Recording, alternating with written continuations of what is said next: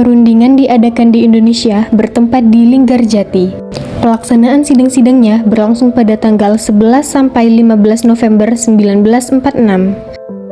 Delegasi Indonesia dipimpin oleh Sultan Syahrir, anggotanya Mr. Muhammad Rum, Mr. Susanto Tirtoprojo, dan Aka Gani.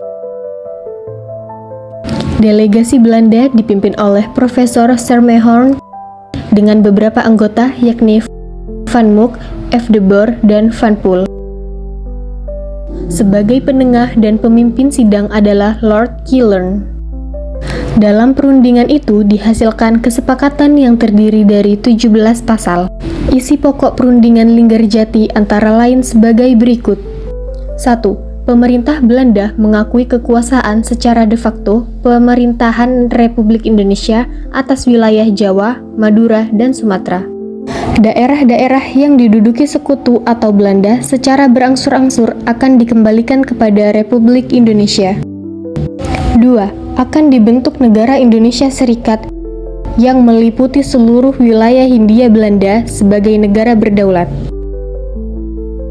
Pemerintah Belanda dan Republik Indonesia akan membentuk Uni Indonesia Belanda yang dipimpin oleh Raja Belanda.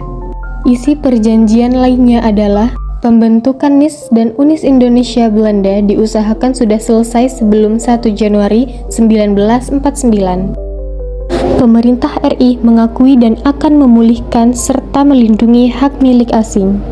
Pemerintah Republik Indonesia dan Belanda sepakat untuk mengadakan pengurangan jumlah tentara.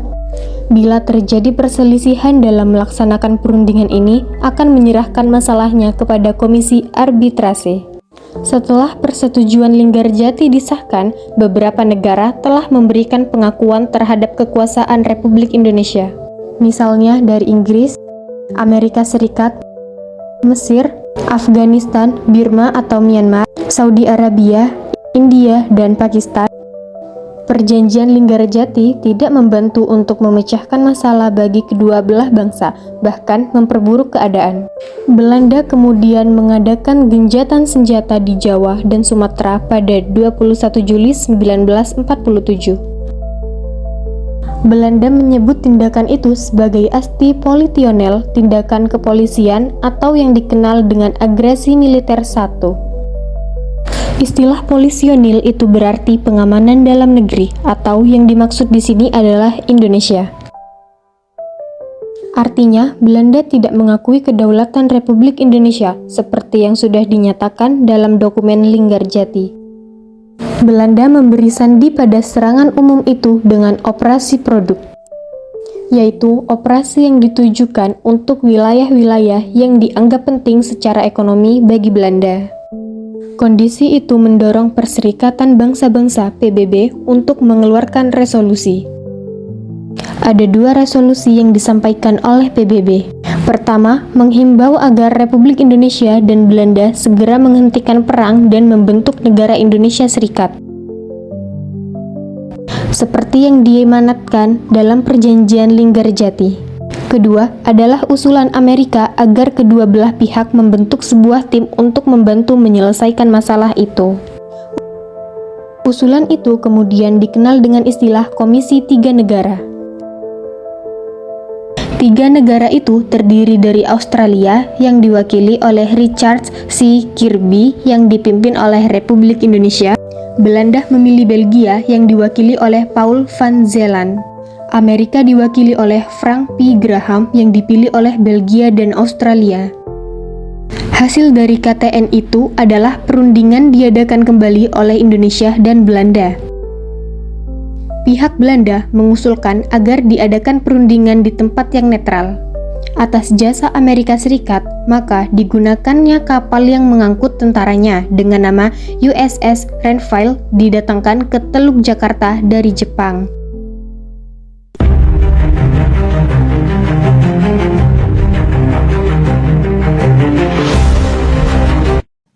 Di tengah-tengah upaya mencari kesepakatan dalam pelaksanaan isi persetujuan Linggarjati, ternyata Belanda terus melakukan tindakan yang justru bertentangan dengan isi persetujuan Linggarjati. Di samping mensponsori pembentukan pemerintahan boneka, Belanda yang terus memasukkan kekuatan tentaranya, Belanda pada tanggal 27 Mei 1947 mengirim nota ultimatum yang isinya antara lain sebagai berikut. 1. Pembentukan pemerintahan federal sementara, pemerintahan darurat secara bersama. 2. Pembentukan Dewan Urusan Luar Negeri. 3. Dewan Urusan Luar Negeri bertanggung jawab atas pelaksanaan ekspor, impor, dan devisa. 4. Pembentukan pasukan keamanan dan ketertiban bersama gendarmeri. Pembentukan pasukan gabungan ini termasuk yang juga di wilayah Republik Indonesia. Pada prinsipnya, PM Syahrir dapat menerima beberapa usulan, tetapi menolak mengenai pembentukan pasukan keamanan bersama di wilayah Republik Indonesia. Tanggal 3 Juli dibentuk kabinet baru di bawah Amir Syarifuddin yang juga tetap menolak pembentukan pasukan keamanan bersama di wilayah Republik Indonesia. Pada tanggal 21 Juli 1947, pihak Belanda melancarkan aksi polisional mereka yang pertama yang dikenal dengan nama Agresi Militer Belanda I. Untuk menguasai daerah-daerah yang kaya dengan sumber daya alam, pada tanggal 30 Juli 1947, pemerintah India dan Australia mengajukan pemerintahan resmi agar masalah Indonesia Belanda dimasukkan dalam agenda Dewan Keamanan PBB. Permintaan itu diterima baik dan dimasukkan dalam agenda sidang Dewan Keamanan PBB tanggal 1 Agustus 1947. Dewan Keamanan PBB memerintahkan penghentian permusuhan kedua belah pihak dan mulai berlaku sejak tanggal 4 Agustus 1947. Sementara itu, untuk mengawasi pelaksanaan gencatan senjata, Dewan Keamanan PBB membentuk komisi konsuler dengan anggota-anggotanya yang terdiri dari para konsul jenderal yang berada di wilayah Indonesia. Komisi konsuler diketuai oleh Konsul Jenderal Amerika Serikat Dr. Walter Foote dengan beranggotakan Konsul Jenderal Cina, Belgia, Perancis, Inggris, dan Australia. Tanggal 3 Agustus 1947, Belanda menerima revolusi Dewan Keamanan PBB dan memerintahkan kepada Van Mook untuk menghentikan tembak-menembak. Pelaksanaannya dimulai pada malam hari tanggal 4 Agustus 1947. Tanggal 14 Agustus 1947 dibuka sidang Dewan Keamanan PBB. Dari Indonesia hadir antara lain Sultan Syahrir. Dalam pidatonya, Syahrir menegaskan bahwa untuk mengakhiri berbagai pelanggaran dan menghentikan pertempuran perlu dibentuk komisi pengawas. Pada tanggal 25 Agustus 1947, Dewan Keamanan PBB menerima usul Amerika Serikat tentang pembentukan Komisi Jasa-Jasa Baik atau yang lebih dikenal dengan Komisi Tiga Negara KTN. Belanda menunjukkan Belgia sebagai anggota, sedangkan Indonesia memilih Australia, kemudian Belanda dan Indonesia memilih negara pihak ketiga, yakni Amerika. Komisi ini resmi terbentuk tanggal 18 September 1947. Australia dipimpin oleh Richard Kirby, Belgia dipimpin oleh Paul van Zielen, dan Amerika Serikat dipimpin oleh Dr. Franz Graham.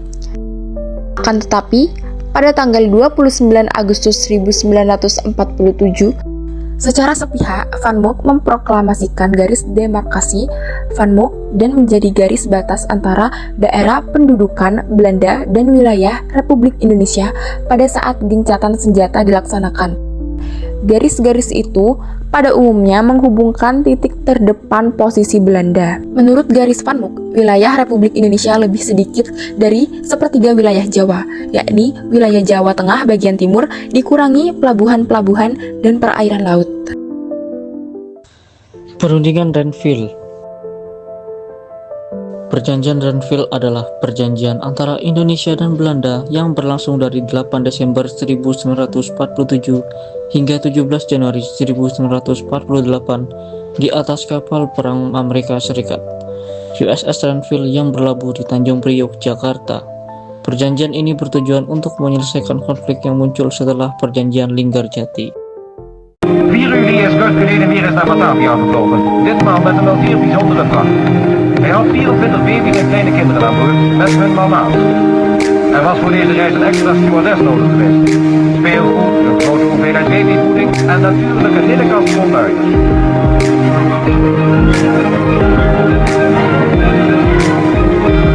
De vliegende kinderwagen kwam stipt op tijd binnen, zodat de vaders die al enkele dagen in spanning naar de aankomst hadden uitgekeken, geen ogenblik langer behoefden te wachten dan nodig was.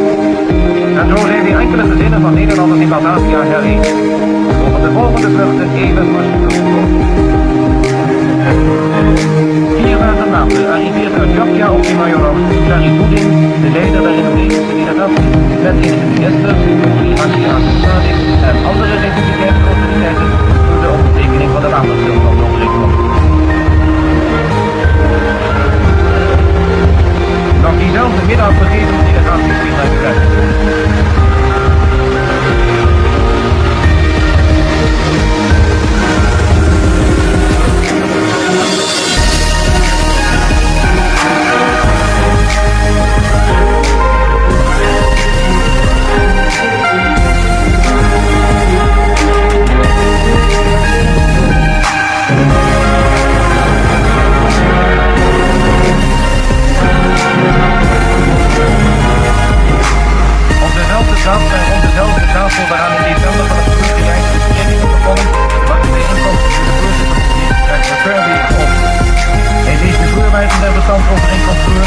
En verzoekt de delegatieleiders er een handtekening onder te plaatsen. Achtereenvolgens tekenen Raden Abukali voor Nederland en Thierry Goeding voor de Republiek. Hier is een stap gezet op de weg naar de oplossing van het Indonesische probleem.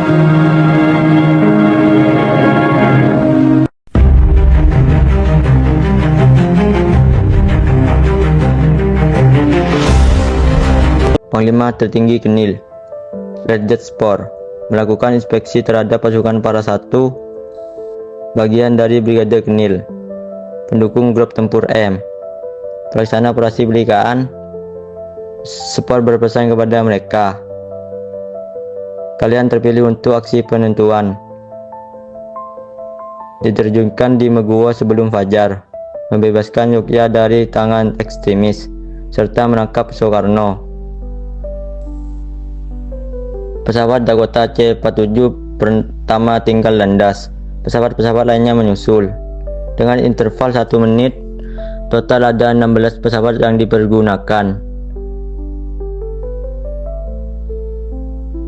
Pesawat-pesawat Dakota C-47 mendarat di atas kapal korvet Angkatan Laut Belanda.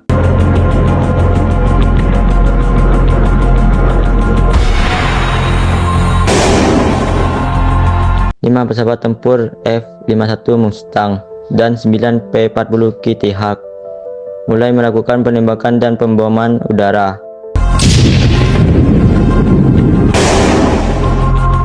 Pesawat-pesawat Dakota C-47 meninggalkan kapal konvet menuju sasaran.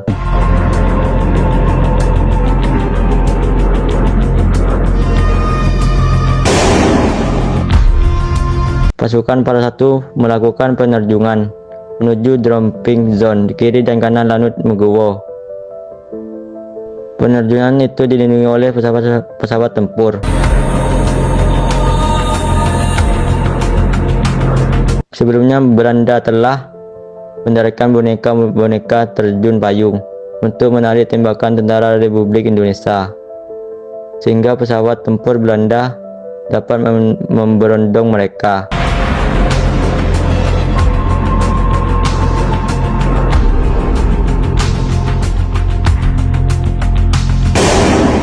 Pasukan Para Satu meninggalkan dropping zone dan menyerang pasukan Angkatan Udara Republik Indonesia. Dalam pertempuran tidak seimbang itu, Kadet Samiran Serma Tumirharjo, Kopral Thohir, dan 30 prajurit AURI lainnya gugur.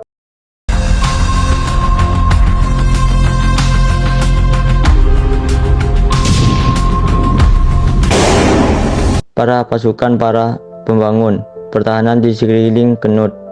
Mereka juga menutup jalan utama ke Jakarta Klaten.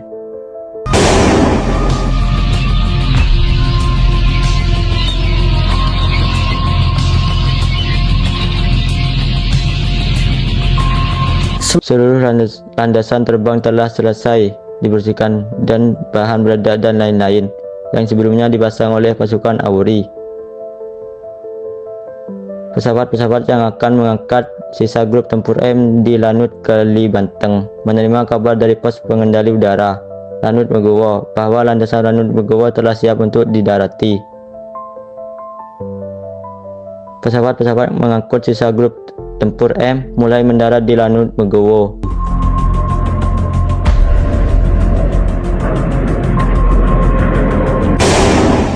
Komandan grup tempur M juga Komandan Brigade T, Kolonel Van, dia langsung mengambil alih komando dari Kapten Eckhout. Jenderal Spor menyiarkan perintah melalui siaran radio agar pasukan melintasi Gari Van Mok dan merebut Yogyakarta untuk membersihkan republik ini dari elemen yang tidak dapat diandalkan. Operasi pendaratan udara berjalan lancar. Pesawat-pesawat menurunkan perlengkapan, pembekalan dan personel dengan cepat, lalu terbang lagi ke Lanut Kalibanteng Semarang untuk mengangkut sisa pasukan. Dalam waktu kurang dari 3 jam telah dapat diangkut 2 Batalfon Infanteri siap tempur. Batalfon KST dipimpin Letkol PCA Van Beek dan Batalfon 1 Resimen Infanteri 15 di bawah pimpinan Mayor JF.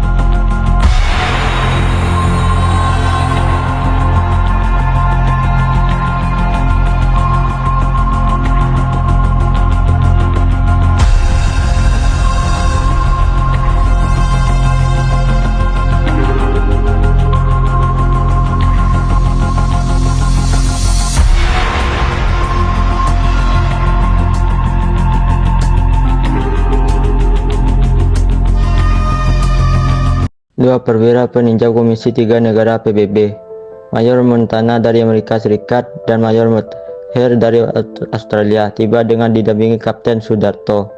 Belanda kemudian menangkap Kapten Sudarto.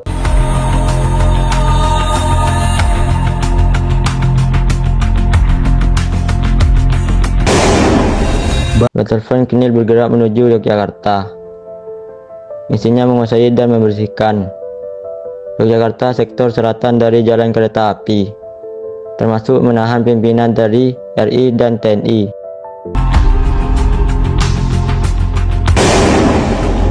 Batalion 1 Resimen Infanteri 15 bergerak menyusul. Misinya menguasai dan membersihkan Yogyakarta sektor utara dari jalan kereta api. Sementara itu, pesawat-pesawat Belanda menembakkan senapan mesin dan roket terhadap instalasi meeting markas pasukan TNI.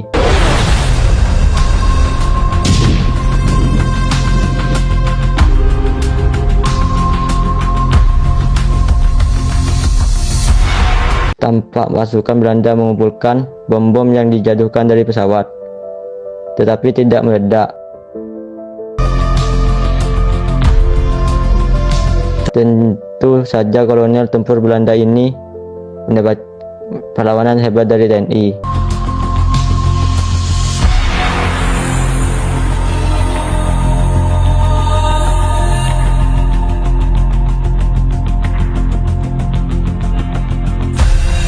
Di bawah komando Seran Vermeer, Belanda mengepung gedung negara di Jalan Malioboro dekat Keraton Yogyakarta. Para pemimpin RI pun ditangkap.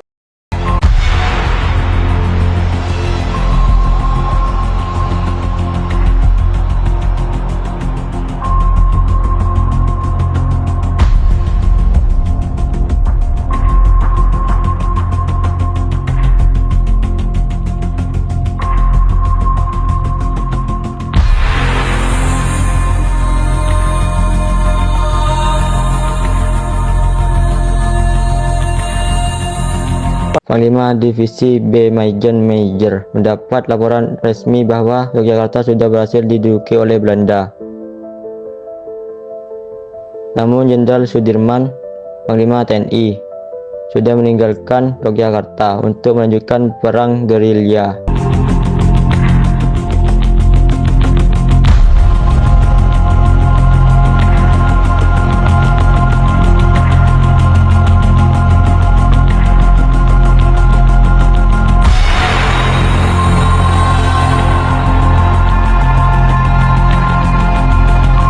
Internasional.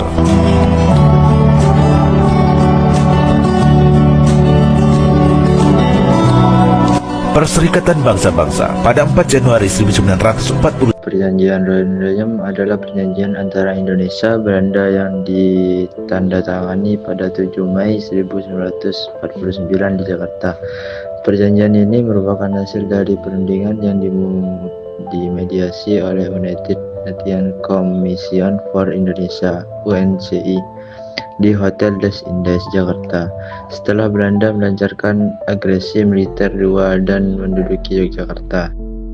Dimulai 14 April 1949, ditandatangani pada 7 Mei 1949. Namanya diambil dari dua pemimpin deklarasi, yaitu Muhammad Royem dan Herman van Royjen.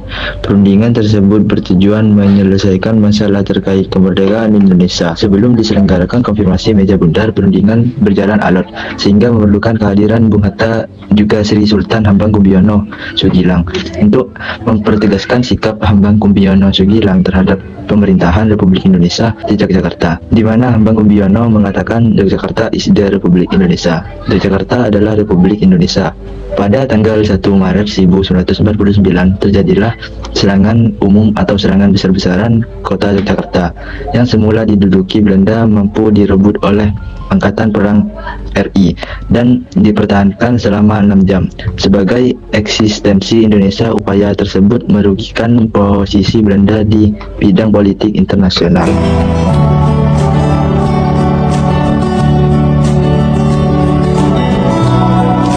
Tanggal 23 Maret 1949, DKPBB perintahkan Komisi 3 negara yang saat itu berubah menjadi United Nations Commission for Indonesia (UNCI) agar membantu perundingan antara pihak Republik Indonesia dengan Belanda. Perundingan Royem-Royen dimulai 14 April sampai dengan 7 Mei 1949.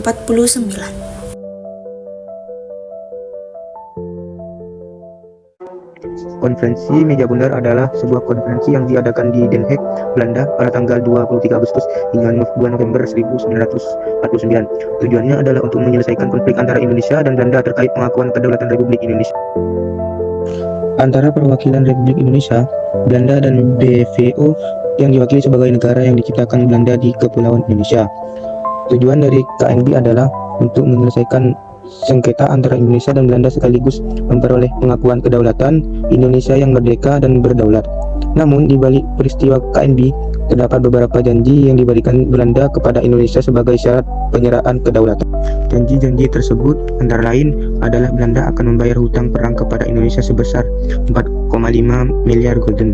Hutang ini berasal dari biaya operasi militer Belanda di Indonesia secara agresi militer I dan II. Belanda akan menyerahkan Irian Barat kepada Indonesia dalam waktu 1 tahun setelah penyerangan kedaulatan. Irian Barat adalah wilayah yang tidak termasuk dalam Republik Indonesia Serikat yang dibentuk setelah KNB. Belanda masih menganggap Irian Barat sebagai bagian dari Nugini Belanda. Belanda akan memberikan bantuan ekonomi dan teknis kepada Indonesia untuk membangun negara baru. Bantuan ini meliputi bidang pertanian, industri, perdagangan, pendidikan, kesehatan, dan lain-lain. Sayangnya, janji-janji tersebut tidak sepenuhnya dipenuhi oleh Belanda. Berikut adalah alasan dan dampak bagi Indonesia. Belanda tidak membayar utang perang secara penuh, hanya sekitar 600 juta gulden yang dibayarkan oleh Belanda kepada Indonesia. Alasan Belanda adalah karena kondisi ekonomi mereka yang sulit pasca Perang Dunia Kedua. Akibatnya, Indonesia mengalami kesulitan keuangan dan inflasi tinggi. Belanda tidak menyerahkan Irian Barat kepada Indonesia sesuai jadwal.